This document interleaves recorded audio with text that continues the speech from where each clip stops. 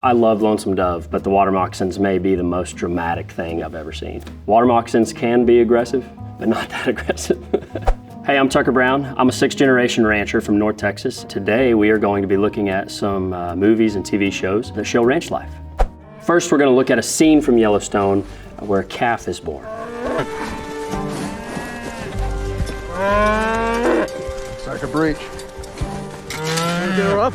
No, we'll pull it while she's down. They did a pretty good job of showing the urgency that you have when something is going wrong, the stress that it can cause, and some bad things that can happen. Cowboys and ranchers are needed because that is a situation that can happen, and kind of a life or death situation for the calf and the cow. Really the only thing that they may have missed or kind of moved to Hollywood, right, was that when a calf is born, it can't get up and run away. It looks like a baby giraffe. It can't really stand. Its legs are really wobbly. I mean, normally it takes a calf probably 30 minutes to be able to get up. The mama turns around and licks it dry, and that's kind of their bonding moment. And on this, they mentioned that it was breech. So normally a calf comes out 2 feet first and then the nose, but if you see anything besides 2 feet, something's wrong. And it looks like that's what happened on that scene.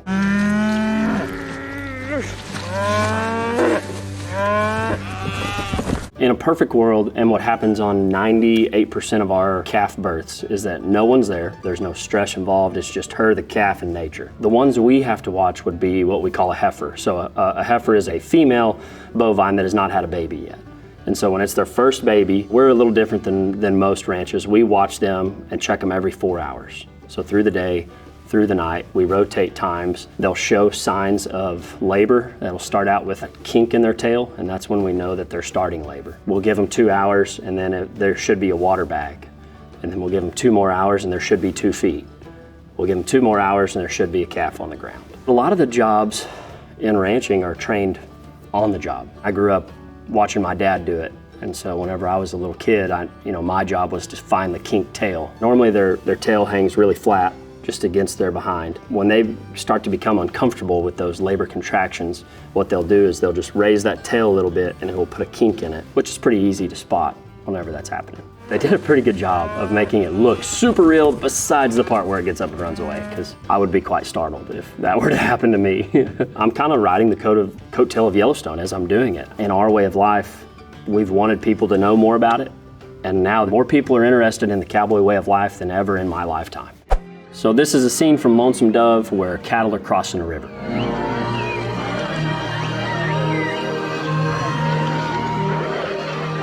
The scene starts out really well. To cross water like that, cattle like to follow each other in a line. So whenever we're moving them, that's why all the old pictures you see of the cattle drives, they're all strung out. So they do a good job of that. They've got a cowboy up front that goes in the water first and kind of leads those cows in. So they get them going, and then it's like a vacuum cleaner. The rest will just like suck in behind them and follow through. I'll go first, all right?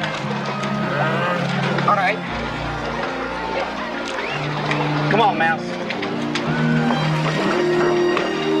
Crossing water can be a scary thing and a dangerous thing if not done correctly. If you've never swam with your horse, you don't know if your horse can swim or not. And I've been in some wrecks where the horse doesn't feel like he can swim, and if a cowboy falls off a horse in the water, a lot of times the horse is looking for, while he's swimming, he's looking for something to get on. And so there have been cases where when the cowboy comes up out of water, all the horse sees is something to get on. The guideline or the code is if the horse starts to have trouble, just to slip off the back and hold on to the back of the saddle. Gets the weight off the horse, and then he just kind of pulls you to wherever you're going. I remember as a kid being worried. I could feel what he was feeling of like, I don't know if I want to cross that or not. I don't really know. I've never swam with this horse. Water moccasins!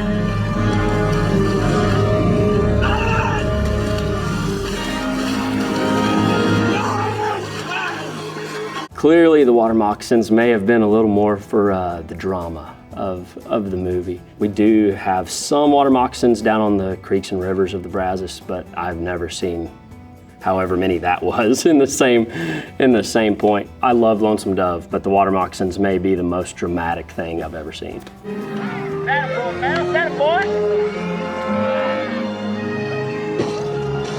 There's definitely a connection between a cowboy and his horse. I call it chi, the energy that we can feel from each other, between animals. I know horses and cattle can feel that from us. It takes me to be calm to help him be calm. If he starts to feel my heartbeat, then it's just a windstorm that gets worse and worse. If you hadn't been riding them very long, that connection isn't very strong. And you don't know what that horse is going to do. That horse doesn't know what you're going to do. We call it getting wet saddle blankets. So if you get that horse, ride that horse enough to where he sweats, makes that saddle blanket wet, that's when you start to understand each other. I think Lonesome Dove does a pretty good job. It is funny because there's a couple generations here battling. They love Lonesome Dove, but they do not like Yellowstone. You know, Yellowstone is kind of my generation's most popular film, like this was to them. It is drama. It's not a documentary. I think we have to remember that because that is important.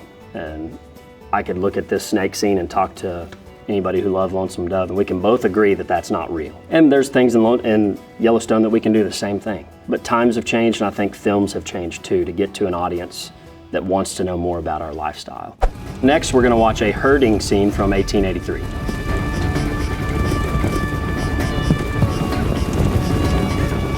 Cattle are fast, and they're survivors, and they know how to get away, and it does take a team. I mean, if they were gathering wild cattle, I see why they had that many people in this scene. The Texas Longhorns came from the Spaniards and were an icon of Texas for a long time. And from what I remember, they loved the Longhorn because they could travel long distances, the Chisholm Trail, the Goodnight Loving Trail that went all the way up to Kansas and to the north where they didn't have much beef. They could either sell the cattle in Texas for $4 a head, or they could trail them all the way up to the north for $40 a head. And so that's what started those drives. And those Longhorns could travel that distance, and they could gain weight on eating concrete. And the breeds are a little different today because of the efficiencies that maybe Angus brings in, or the size that Charolais brings in. And there's obviously more breeds than that, just like dogs that have different strengths. It's the same way with cattle. They're coming out of the south with a few more. We'll marry them here and push them on. Makes you wonder what the rich folk doing, huh? Well, they ain't doing this. Gathering and moving cattle, it very much a skill set. Being able to ride horseback is obviously super important. And being able to do that without having to think of how to ride is extremely important in moments where you're moving really fast. If you're having to think about how to ride, you're probably not going to be able to get the job done. And so whenever I'm gathering or moving cattle, I'm trying to think what the cattle sees or where the pressure is and how that will move the cattle. They move from the front, and so even if I'm at the back, I still have to focus on the leaders of the herd to see what direction they're going. If there's some brush over here and I know Sally up front wants to hit the brush, I got to keep an eye on her, because if she goes, they all go. There tends to be a boss cow, and so cattle handling, probably in the last 20 years, has become more popular of learning how to do that. Back in the day, they really had to know because they were traveling hundreds of miles and had to be really good at it. Barbed wire came up, that kind of stopped, and we didn't have to do a very good job at it. But now, whenever we see how stress levels impact production, called low stress cattle handling. If we can handle them in a slower, smoother manner, then we have lower stress, which means happy cows, which means more production, more beef, more dollars to the rancher. And in a time where it's more difficult than ever to make money on cattle, it's extremely important for the rancher to do that. Next, we're going to see a scene from Heartland where there's a young lady riding horses. Introducing Georgina Fleming Morris. So this is very much a circus act. It's not something used on the ranch. I have stood on the back of my horse just to say I could, or to show the docility of the horse that I'm riding. But this is very much like a circus trick. So used for entertainment at rodeos. A lot of times that's something that people have never seen before, like riding two horses with one foot on each one. Extremely skillful, not really something I want to try. Oh my God.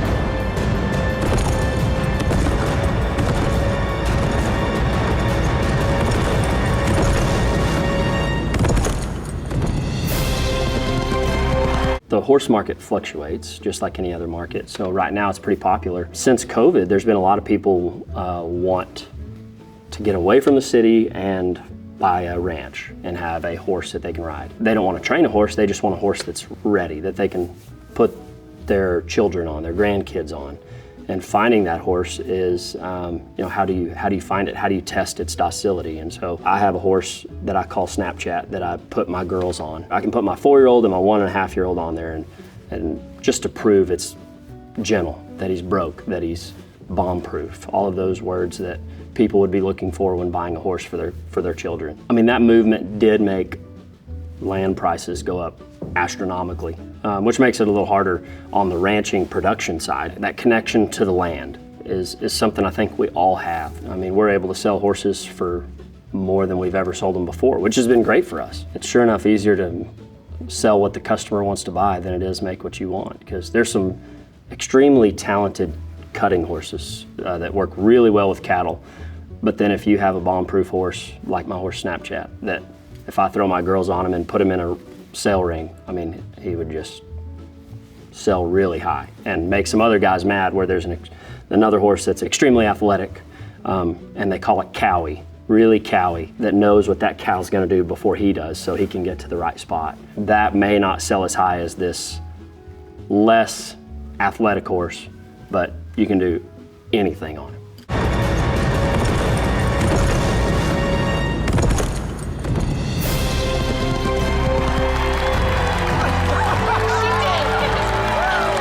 A lot of them that do this, they'll kick one horse aside and then they'll hang off the horse upside down and drag their hands across the ground, or they'll do a handstand on the horse, and all of these acrobats horseback while he's running around the arena, which again, extremely impressive. I don't know if I've got the abs for that. Next, we're gonna watch a scene from Open Range.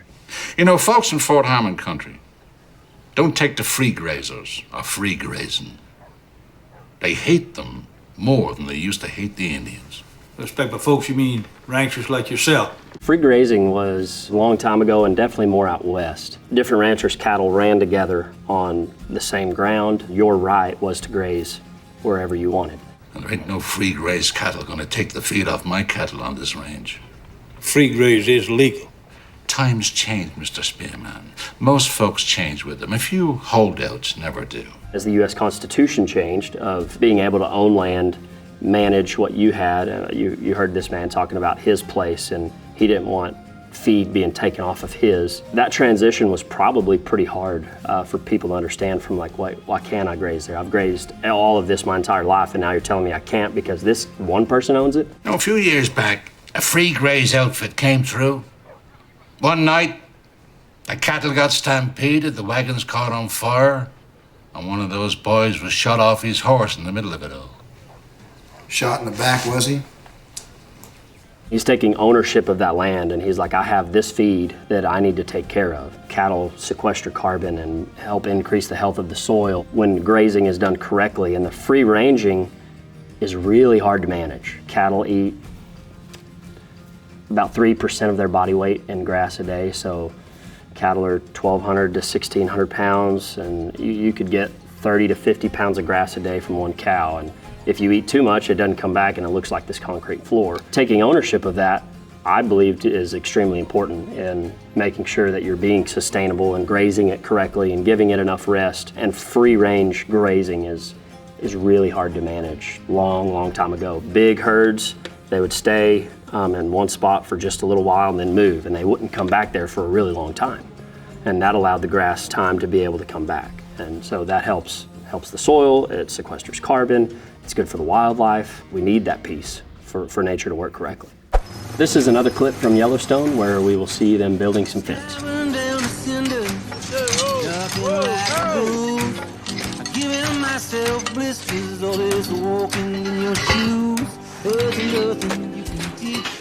When there's not cattle work to be done, there's always work to be done like this. We don't get into ranching to build fence. That's not a job we love. Ranches are more likely to hire fence companies to do these jobs now than before, just because of how fast they can do it. And the ranches don't have to buy all of this equipment to do so. 50 years ago, when cowboys were needing a full-time job, they would stay and do what they call the spring or the fall works, where they work the cattle or ship the cattle. And then if they needed a job between then, they would work for the ranch and doing something like this. What the fuck you doing standing there? Start wrapping wire.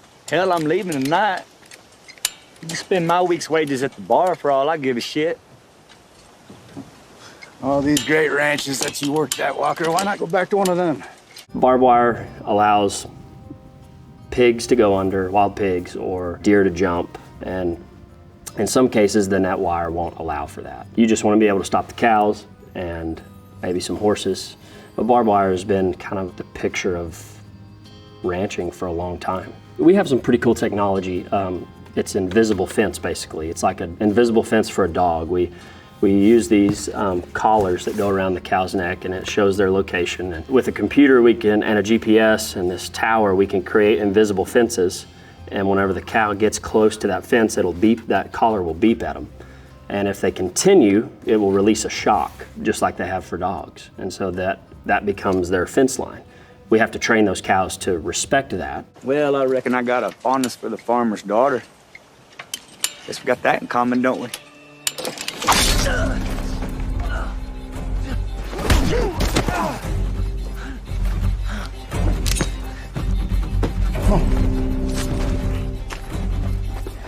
gonna take your fucking heart out through your throat, Walker. A lot of times when it's hot and you're doing the job you don't want to do, there can be some discrepancies between whoever it is, whether it's the boss and one of the workers. I've never seen a knife pulled out. Up next, we're gonna see a cattle herding scene from Comes a Horseman.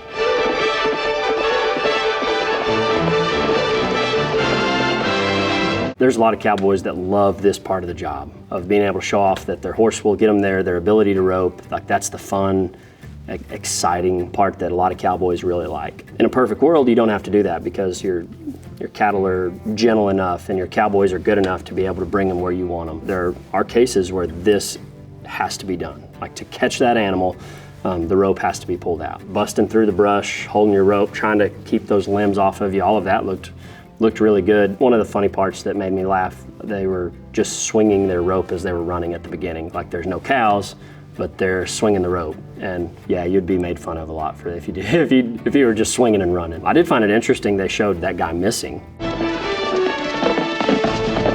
I kind of liked it, honestly. Because a lot of times these movies want to show, like, always catch. But it's a difficult thing to learn, how to get your horse trained well enough to get you in the right spot and you not to fall off. And then once you rope it, then what? What do you got an 800-pound animal on the end of this rope, and what are you gonna do?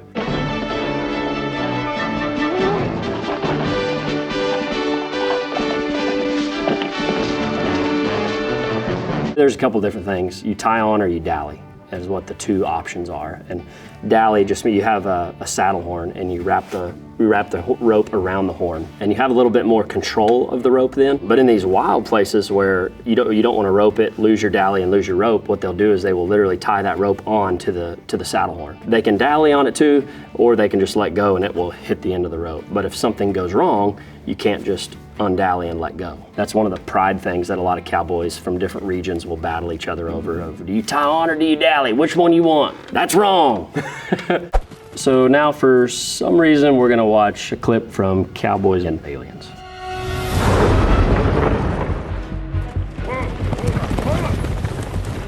They're here! I don't know where to start. I've never ran into an alien when I've been out on the pasture. Never had to shoot one down. I have wondered if I've felt like I've been watched before, but normally it's like wildlife that I end up finding, that feeling their energy. Yeah, it's funny.